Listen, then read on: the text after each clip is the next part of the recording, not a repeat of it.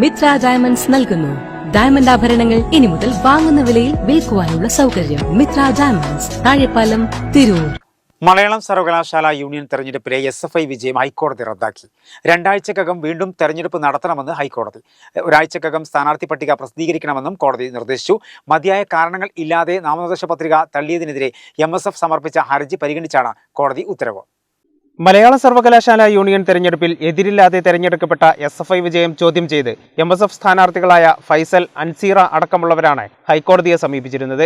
മതിയായ കാരണങ്ങളില്ലാതെ നാമനിർദ്ദേശ പത്രിക തള്ളിയെന്ന് ചൂണ്ടിക്കാട്ടിയായിരുന്നു ഹർജി പരിഗണിച്ച ഹൈക്കോടതി SFIയുടെ ഏകപക്ഷീയ വിജയം റദ്ദാക്കുന്നതായി ഉത്തരവിട്ടു. ഒരാഴ്ചയ്ക്കകം സ്ഥാനാർത്ഥി പട്ടിക പ്രസിദ്ധീകരിച്ച് 2 ആഴ്ചയ്ക്കുള്ളിൽ വീണ്ടും തെരഞ്ഞെടുപ്പ് നടത്താനാണ് കോടതി ഉത്തരവ്.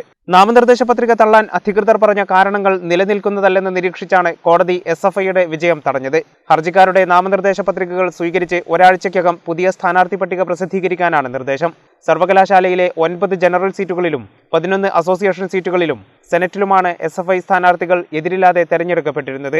എതിരില്ലാതെ തെരഞ്ഞെടുക്കപ്പെട്ടത് ആഘോഷമാക്കിയ SFIക്ക് വൻ തിരിച്ചടിയാണ് കോടതി വിധി. MSF സ്ഥാനാർത്ഥികൾ നൽകിയ ഹർജി പരിഗണിച്ച് ജസ്റ്റിസ് CP മുഹമ്മദ് നിയാസാണ് ഉത്തരവിട്ടത്.